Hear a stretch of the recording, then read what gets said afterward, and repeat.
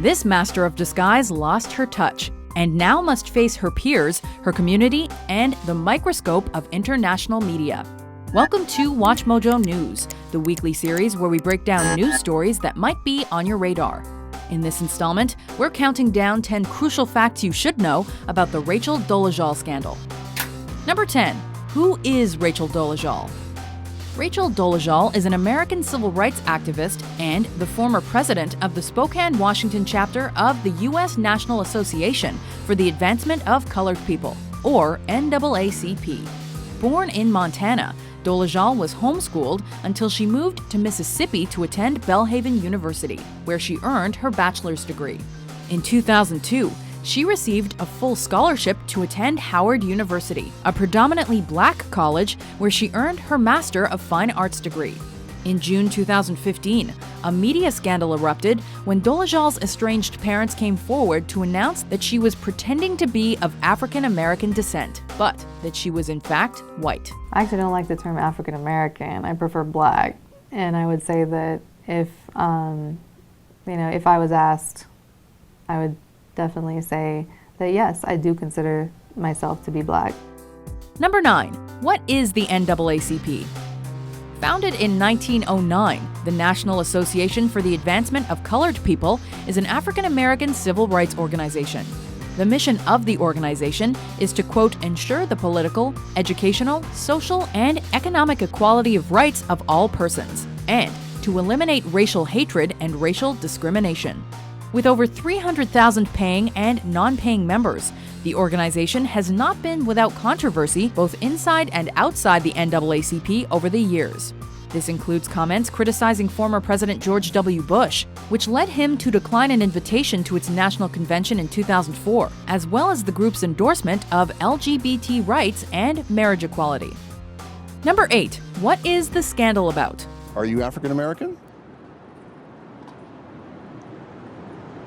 I don't understand the question. The scandal surrounding Rachel Dolezal began once her parents announced that she had been disguising herself as a black woman for many years.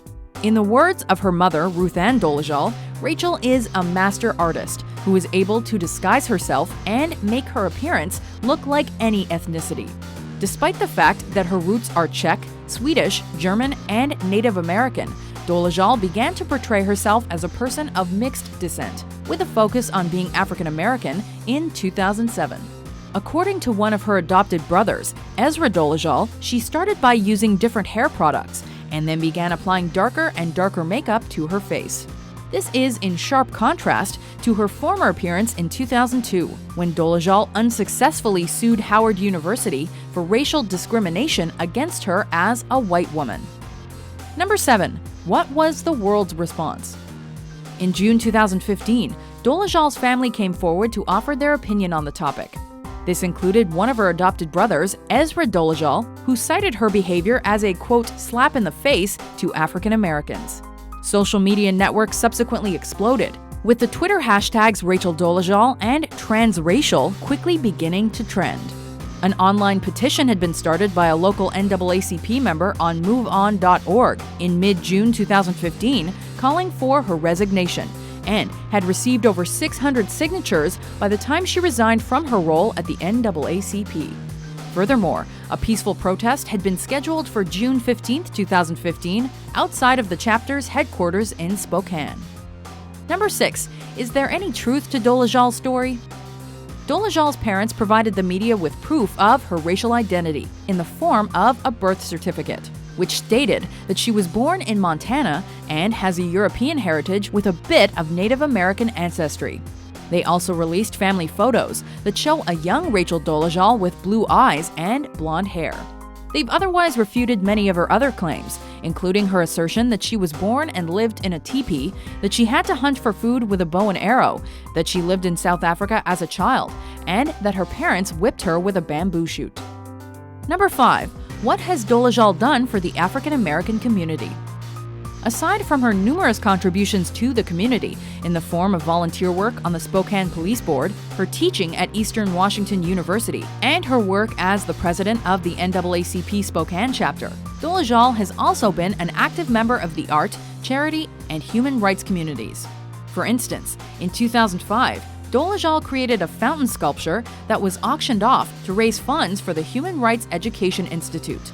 She has since contributed to thematic exhibitions on domestic violence and had her artwork displayed at the United Nations headquarters in New York. She worked as a frequent contributor for the Spokane newspaper The Inlander until June 15, 2015. Aside from being the president of the Spokane chapter of the NAACP, Dolezal was also the education director of the Human Rights Education Center in Coeur d'Alene, Idaho. Number 4. Where does Dolezal work? Between 2010 and June 2015, Dolezal was an instructor in the Africana Education Program at Eastern Washington University. As an instructor, she specialized in Black studies and African American culture. In 2014, she began serving as chairwoman of Spokane's Police Oversight Committee after she indicated on her application that her background was a mix of white, African American, and Native American.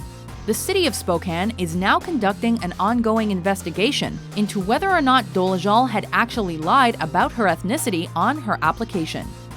Number 3. How has Dolezal built her story?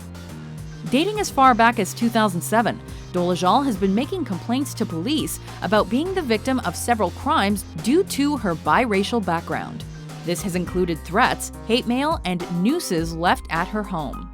The Spokane Police Department eventually dropped their investigation due to a lack of leads, which included packages with no barcodes or date stamps. Apart from her history with the police, Dolezal has also made claims in regards to her family. She introduced an African American man named Albert Wilkerson to her co-workers and the NAACP as her father, despite the fact that he was unrelated to her. She also pretended that her adopted brother, Isaiah Dolezal, was her son. Furthermore, one of her other adopted brothers, Ezra Dolezal, has claimed that his sister told him not to, quote, blow her cover when he went to visit her in Spokane.